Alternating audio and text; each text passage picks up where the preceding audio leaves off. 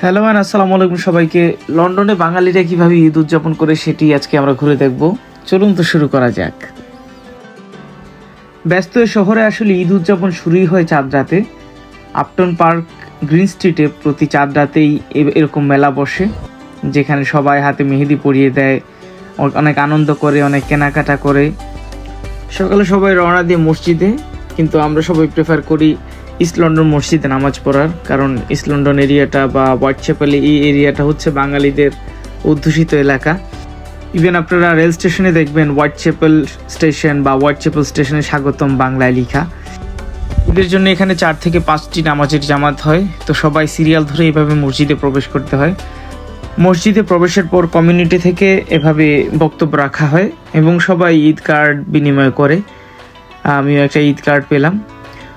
এরপর আস্তে আস্তে শুরু হয় ঈদের নামাজের কার্যক্রম।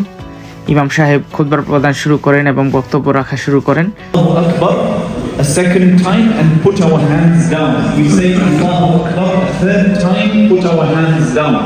We say Allahu Akbar a fourth time and then tie our hands, inshallah. Gathering. And we ask Allah Rabbul Izzati wal Jalal to bless it and to accept it from us. Ameen.